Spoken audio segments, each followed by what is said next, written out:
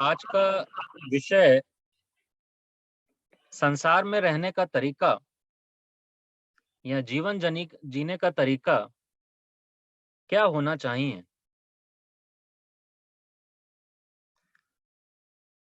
गुरुदेव ने कहा पुस्तक में महाराज जी को संसार में रहने का तरीका एक चैप्टर हमारे लिए लिखने की जरूरत पड़ी। हम सभी को सोचना चाहिए कि इस विषय पर क्यों महाराज जी को हमें लिखना पड़ा, हमें बताना पड़ा।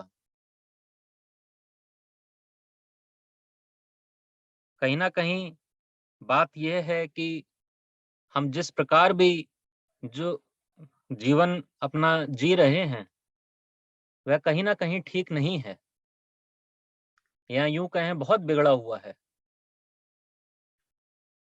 जिसके चलते सतपुरुष ने इस पर पूरा एक चैप्टर, एक पूरा अध्याय हमारे लिए लिखा हुआ है।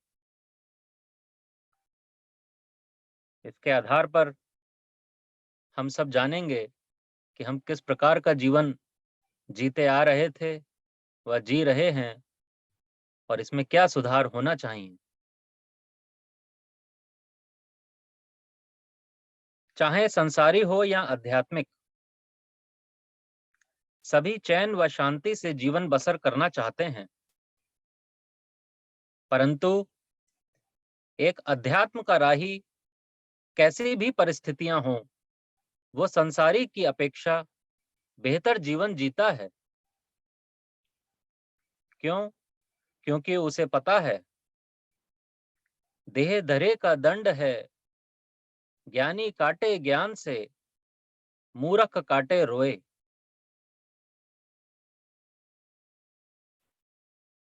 संसार में रहते हुए हम सबको कुछ ना कुछ तकलीफें बनी रहती हैं।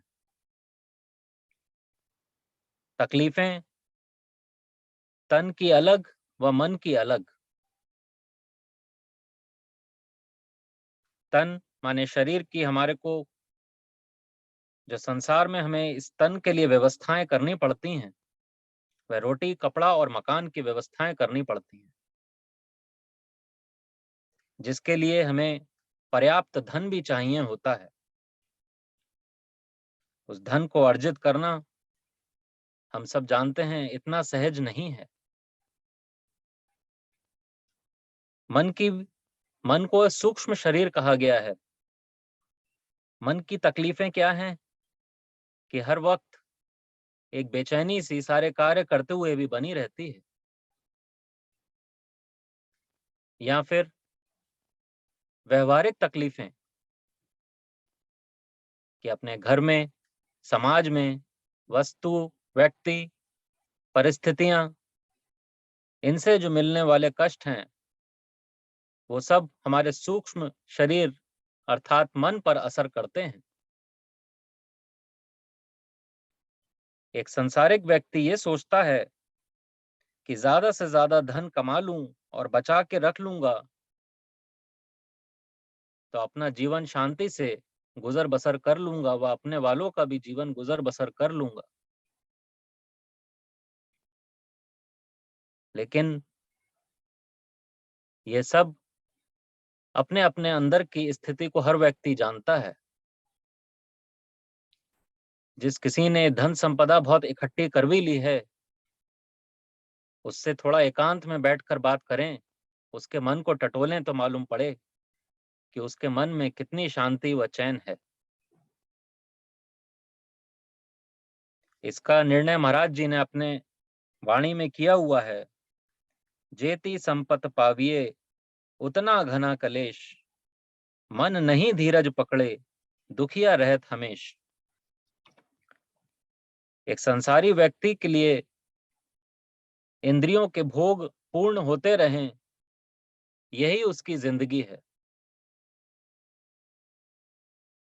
जबकि अध्यात्म के राही को यह बात पता चली कि तन परे इंद्रिय विकार, इंद्रिय परे मन विस्तार, मन परे बुद्धि ठहराई, बुद्धि परे रतन सुखदाई। तो महाराज जी बता रहे हैं कि केवल इंद्रियों के अगर भोग पूर्ण करते हुए तुम उसमें शांति और चैन सोच रहे हो कि है, तो ये सबसे निकृष्ट अवस्था है, सबसे ही लो ग्रेड का जीवन जीना कहा जाता है, जो कि समस्त संसारी व हम सब भी जब तक अध्यात्म से नहीं जुड़े हुए थे, इसी प्रकार का जीवन जी रहे थे। हम सब ने जब से सत्संग या समता का आश्रय हमें मिला है, तब से कह सकते हैं कि हम आंशिक सत्संगी हैं व मुख्यतः अभी भी कहीं ना कहीं संसारी ही हैं। तो महाराज जी क्या हमें गाइड कर रहे हैं कि संसार में किस प्रकार से हमें रहना है। इसके लिए महाराज जी कहते हैं कि अपनी फर्ज वाली जिंदगी बनाओ। दो प्रकार की जिंदगी हमें बताई है, फर्ज वाली जिंदगी व गर्ज वाली जिंदगी। तो महाराज जी बड़ा खुलासा कर रहे हैं कि फर्ज वाली जिंदगी क्या हुई। शरीर और शरीर के सुखों को प्राप्त करके सुख भोगने की लालसा को लेकर जो जिंदगी बिताता है वह गर्ज वाली जानो। इसके उलट फर्ज वाली जिंदगी चलाने वाला इंसान सब कुछ कुर्बान करके दूसरे जीवों के दुखों में अपने सुख अर्पण करता है। या यूं कहो कि वह इंसान जो फर्ज वाली जिंदगी बिताता है वह अपने कार्य प्रभु आज्ञा में सौंपता हुआ निमित्त मात्र अपने जीवन की क्रिया करता है और हर वक्त प्रभु विखे अपने आप को समर्पण करता चला जाता है। फर्ज वाली जिंदगी जीना आसान नहीं है। पढ़ने में सब चीज बहुत आसान लगती है, लेकिन प्रैक्टिकल ग्राउंड्स पे जब देखेंगे तो फर्ज वाली जिंदगी जीने के लिए बड़ा त्याग करना पड़ता है और ये एक दिन की क्रिया नहीं है। इसलिए इन्होंने कहा है दीर्घ काल करिए सत्संगा तभी दूर हो सब संशय। शरीर के सुख हमारी आत्मिक उन्नति में बाधा डालते हैं। अध्यात्म के राही एक मिशन पर हैं, एक लक्ष्य है। हम सब इस अध्यात्म के मार्ग पर जो हम सब चल रहे हैं, इस पर बड़ी गंभीरता की जरूरत है। हम सब एक मिशन पर हैं और इस मिशन को पूरा करने में समय समय पर बाधाएं आएंगी, परंतु हर एक बाधा में हमें एक युक्ति लगाने की जरूरत है कि किस प्रकार से जो भी हमारे इस अध्यात्म के बीच में दुविधाएं आ रही हैं उनको किस प्रकार से दूर किया जाए। कुछ नहीं तो हमारे शरीर में जो भूख प्यास व निद्रा, ये ही हमको तंग करती हैं, जो हमारे आध्यात्मिक उन्नति में बाधाएं डालती हैं। तपोभूमि हम सब गए हैं, वहां पे लिखा भी है एक बोर्ड पे, भूख प्यास व निद्रा कल्पना मात्र है। सिमरन सिमरन करते हैं तो उसमें भी कितनी बाधाएं आती हैं। किसी को बैठा नहीं जा रहा, गर्मियां आ गई हैं, किसी को मच्छर परेशान कर जाएंगे कुछ नहीं तो। लेकिन एक प्रेमी है हमारे, उन्होंने बताया, बोले कुछ नहीं, अगर 1 घंटे का समय निश्चित किया है, कुछ भी हो जाए वो 1 घंटा बैठना ही है। तेज पंखा चला लो, सब मच्छर उड़ जाएंगे। बस बैठना है, जैसे भी हो हरि का नाम लेते रहो, उल्टा सीधा बीज बस पड़ता रहे, अंकुरित तो होगा। इतनी अंदर से तड़प, इतनी लालसा होनी चाहिए कि नहीं गुरु अब तो बस तेरे चरण पकड़ लिए हैं, अब नहीं, बस बहुत हो गया। आध्यात्मिक लिटरेचर हमें सिर्फ यह नहीं बताता कि क्या करना है, बल्कि यह भी बताता है कि हमें क्या नहीं करना है। जैसे एक डॉक्टर और एक रोगी का आपस में संबंध रहता है। डॉक्टर हमें दवा और परहेज दोनों बातें बताते हैं। डॉक्टर की सभी बातें मानने से शरीर को आराम मिलता है। वैसे ही हमारे सूक्ष्म शरीर या यूं कहें मन का डॉक्टर हमारे गुरुदेव हैं। उनके द्वारा मिला हुआ ज्ञान व पुस्तकें दवा समान हैं। वह हमारा जो बिगड़ा हुआ जीवन है उसमें किन किन बातों का परहेज करना है वो हमें ध्यान रखना ही होगा, यदि हम जीवन में चैन और शांति चाहते हैं। याद रखिए, सत्संग जो हम लोग श्रवण करते हैं या जीवन में सत्संग को लगाना चाहिए, यह कोई चॉइस नहीं है कि मैं सत्संग ज्वाइन करूं या नहीं करूं। हर एक जीव के लिए यह मस्ट है। उसके लाइफ में सत्संग के बगैर उसका जीवन बेकार है। तो महाराज जी हमें बता रहे हैं कि आध्यात्मिक जीवन कैसा होता है। थोड़े से लफ्जों में आध्यात्मिक जीवन के विषय में बताया है। कहते हैं कि शरीर के कर्म करता हुआ उनकी आसक्ति से अलग हो जा, इसको निष्कर्म होना कहते हैं। माने हम सबको निष्कर्मता की शिक्षा दी जा रही है। कभी कभी निष्कर्म शब्द जब हम पढ़ते हैं तो इसका हम कुछ गलत अर्थ लगा लेते हैं।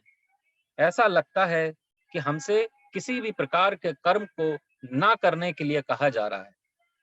जबकि ताऊ जी के एक सत्संग में सुना भी था, बताते हैं कि किसी भी कार्य को तेरा ना करने में भी प्रीति ना होवे। तो निष्कर्म का यह अर्थ नहीं है कि हम कोई कार्य ना करें। निष्कर्म अवस्था का सिर्फ अर्थ इतना सा है कि जो भी कार्य हम कर रहे हैं उससे अपनी आसक्ति अलग कर लें। यही आध्यात्मिक जिंदगी है। जितना भी अध्यात्म विद्या है, जीवन में जो प्रतिकूलताएं हमारे आती हैं उसी के लिए है।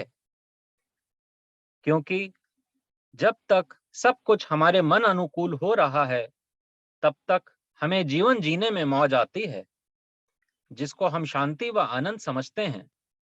परंतु जैसे ही प्रतिकूलताओं का सामना करना पड़ता है, हमारे मन की स्थिति बिगड़ जाती है। इसलिए गीता में हमें समझाया भी गया है कि संसार की रचना ऐसी है कि कर्म फल हमारे अधीन नहीं है। इसलिए हमसे कहा गया है कि तेरा सिर्फ कर्म करने मात्र में अधिकार होवे, फल में कदापि नहीं। इसलिए हमें निकर्म स्थिति प्राप्त करने को कहा गया है कि कर्म करते हुए भी मन अनुकूल फल मिल रहे हो तो भी, व मन प्रतिकूल फल मिल रहे हो तो भी किसी प्रकार की आसक्ति ना करें। सब कुछ ईश्वर हुक्म में देखते हुए आगे बढ़ते रहो। इस क्रिया से वर्तमान तो सुधरेगा ही, भविष्य भी सुधर जाएगा। महाराज जी बताते हैं ज्ञानी और अज्ञानी में क्या फर्क है। कहते हैं जो ज्ञानी है वह हर कार्य को अकर्ता भाव से करता है, जबकि संसारी हर काम में स्वार्थ भाव को लेकर अपनी गर्ज को सामने रखकर कार्य करता है। तो चूंकि हम सबको अब अध्यात्म विद्या का आसरा मिला है, तो हमको महाराज जी की बातों पर अक्षर अक्षर श्रद्धा व विश्वास रखते हुए आगे बढ़ना चाहिए। महाराज जी से प्रश्न करते हैं कि कभी कभी मनुष्य बहुत निराश हो जाता है और उसकी समझ कुछ नहीं आता कि वह जीवन में क्या करे। बड़ी उदासी छा जाती है। तो महाराज जी ने बताया कि संसार में ऐसे चलना चाहिए जैसे बाग में घूमने जाते हो। जब बाग में घूमने जाते हो तो सिर्फ सैर का ही मकसद होता है, वहां किसी भी चीज से लगाव नहीं किया जाता। बाकी महाराज जी ने हमें गुजरान वाला प्रोग्राम बताया कि जीवन में अगर जीना है तो हमारा गुजरान वाला प्रोग्राम होना चाहिए। गुजरान वाले प्रोग्राम के लिए महाराज जी कहते हैं कि जो प्रोग्राम अपना बनाओ वह जीवन रक्षा की खातिर तथा गैर जरूरी इच्छाओं को त्याग कर कम खर्च में चलने वाला होवे। अगर प्रारब्धवश ज्यादा धन या माया प्राप्त होवे तो उसे सत कर्मों में खर्च करो और दीन दुखी और अनाथों में बांटो। यह प्रोग्राम बड़ी कोशिश करके निश्चल रहते हुए पालन करना चाहिए। हम सबकी एक समस्या यह भी होती है कई लोगों की कि मैं पहले संसार को समझ लूं या परमात्मा को ही सीधे समझने का प्रयास करूं? महाराज जी ने इसमें भी साफ साफ कह दिया कि तुम अगर संसार को पहले ज्यादा समझने की कोशिश करोगे कि संसार कैसा है, क्या है, या यूं कहें कि माया को ज्यादा समझने की चेष्टा करोगे, तो तुम अपना जीवन रजोगुणी या तमोगुणी बना ही लोगे। इसलिए पहले ईश्वर को ही समझने का प्रयास करो। जब ईश्वर को समझने का प्रयास करोगे, तब माया का स्वरूप अपने आप ही समझ आ जाएगा।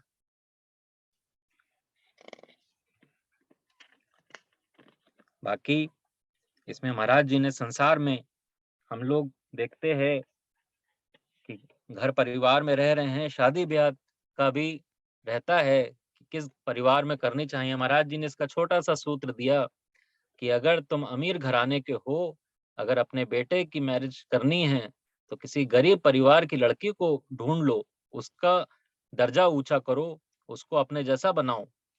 सेम बात किसी अगर अपने परिवार में किसी लड़की की मैरिज करनी है, तो गरीब परिवार के लड़के से शादी करो। इस प्रकार से सामाजिक व्यवस्था बनी रहती है। जबकि हम सब देखें कि हमारा संसार में रहने का किस प्रकार का तरीका है। हमें अपने घर में किसी भी बच्चे की मैरिज करनी होती है, तो हम अपने से ऊंचा परिवार ढूंढते हैं। तो हमारे जीने के तरीकों में कुछ ना कुछ समस्याएं हैं, जिसका हमें कोई बताने वाला ही नहीं मिला है। महाराज जी ने गहरी खोज करके हमें बताया कि ये सब जो बताया जा रहा है, ऐसा करोगे तब समाज की व्यवस्था भी सही होगी और तुम्हारा जीवन भी सुधरेगा। हम लोग अपना अपना व्यापार लिए बैठे हैं, उसमें भी बता रहे हैं कि शुद्ध करें व्यवहार को, नफा लियो समान, थोड़ी लियो ब्याज, नित धन ना पावे हान। कहते हैं कि थोड़ा लाभ लेने का मतलब यह समझना चाहिए कि अपने आप को उन वस्तुओं का खरीदार बना दे जिसको तू बेचने जा रहा है। तब तू ठीक निश्चय कर सकेगा कि उस पर कितना नफा लगाना चाहिए। फिर तेरे सामने बच्चा, बूढ़ा, जवान कोई भी आ जावे, किसी के साथ भेदभाव ना रख। और सूद ब्याज के लिए भी कहते हैं कि सूद खाना एक अच्छी कमाई नहीं है। अगर मजबूरी में सूद लेना भी पड़े तो कम से कम सूद लेना चाहिए, क्योंकि सूद खाने वालों का धन नाश को प्राप्त हो जाता है। बाकी महाराज जी ने हमें संसार में रहते हुए सादगी में रहने के लिए बताया है कि सादगी नाल हमें चलना चाहिए। तो उसके लिए बताते हैं कि आमदनी से कम खर्च रखोगे तब सादगी में चल पाओगे। अपना आमदनी का 10वां हिस्सा दान में दें, 10वां हिस्सा राजा को टैक्स दें, बाकी कुछ बचाकर खर्च करोगे तो सादगी से चल सकोगे। और हमसे प्रश्न महाराज जी से प्रश्न किया गया था कि हमें रोज में अपने दैनिक दिनचर्या में आध्यात्मिक जीवन में हमारी प्रगति कैसे हो सकेगी। तो महाराज जी ने उसमें 3 बातों का हमें खुलासा किया है कि हमें किस प्रकार और क्या खाना पीना चाहिए, किस प्रकार के वस्त्र पहनने चाहिए, और सिमरन में हमें किस प्रकार से हमें समय देना चाहिए। तो महाराज जी बता रहे हैं कि खाना जब भी खाओ तो स्वाद के वास्ते नहीं, बल्कि शरीर रक्षा के लिए ग्रहण करो। ऐसी खुराक लो जो शीघ्र पच जावे और उसका बल अधिक समय तक रहे। वस्त्रों के लिए कहा कि सादे वस्त्र पहनने से मत हिचको। हम लोग की स्थिति यह है कि नए से नया फैशन हमें करना है। महाराज जी कह रहे हैं जो शक्ल खुदा ने तुझे दे रखी है, वो इन कपड़ों के पहनने से नहीं बदलेगी। सादे वस्त्र पहनने से मत हिचको, इससे तेरे अंदर प्रेम बढ़ेगा और कम आमदनी में तेरा गुजारा अच्छा चल जाएगा। अपना व्यवहार गुजरान के अनुकूल बनाओ, धन जमा करके ना रख। 2 घड़ी ईश्वर की याद करनी है, कह रहे हैं कि प्रेमी, सारी रात तुझे मिली है प्रभु की याद करने के लिए, और तू उस रात को गुराड़े लेकर गफलत की नींद में सोता है। बाहोश हो जा, रात से बढ़कर तू और क्या एकांत चाहता है। हम सब लोग, चूंकि हम सब संसारी थे, अभी भी सब संसारी ही हैं। हम लोग का सबका अपना अपना रजोगुणी तमोगुणी स्वभाव के जो लोग हैं, उनके बीच उठना बैठना था, अभी भी उनके बीच में हैं। उनके बीच से हम चाह कर भी अपने को अलग नहीं कर पाते हैं। उनके बीच में किस प्रकार रहा जाए, महाराज जी ने इसका भी सूत्र दिया। महाराज जी कहते हैं, जब उन लोगों के बीच में तुम बैठे होते हो तो अधिकतर चुप रहो। इस चुप रहने से वह संसारी लोग तुमसे डरने लगेंगे और डर कर तुमसे स्वयं ही अलग हो जाएंगे। और साथ ही साथ यह भी आवश्यक है कि तुम अपनी आत्मिक उन्नति करते जाओ। एक समय आएगा जब तुम ऊंचे उठ जाओगे और लोग देखते रह जाएंगे और अपने आप तेरे आगे झुकेंगे और तेरी बात भी मानेंगे। महाराज जी बताते हैं कि हर एक जीव अपना मित्र और दुश्मन आप ही है, अपने आप ही अपना मित्र है और अपना दुश्मन भी अपने आप ही है। जो मनमानी दिन रात कर रहा है, जिसके अंदर सत विश्वास नहीं और ना ही ईश्वर प्रेम है, वह गलत काम करेगा ही। यही अपना स्वयं दुश्मन बनना है। तुम्हारी कल्याण कोई दूसरा करने वाला नहीं। अपनी ही खराब आदतें दुख का रूप धारण करती हैं। सत्संग और सत सिमरण से जीव मजबूत और पक्के इरादे वाला बन सकता है और अपनी बड़ी बड़ी खोटी आदतों पर अबूर पा सकता है। बताते हैं संसार में किस प्रकार से रहने के लिए, जो भूख, जब बहुत भूख लगी हो तब खाना खाओ, और जब थोड़ी भूख रह जाए तब खाना खाना छोड़ दो। इन सब पॉइंट्स को जब हम पढ़ रहे हैं, सुन रहे हैं, तो हमें अपना अपना इसमें विवेचन, अपना अवलोकन करते रहना चाहिए कि हम कहाँ पर खड़े हैं। हम कितना इन बातों को पढ़कर कितना हम इसका फॉलो कर पा रहे हैं।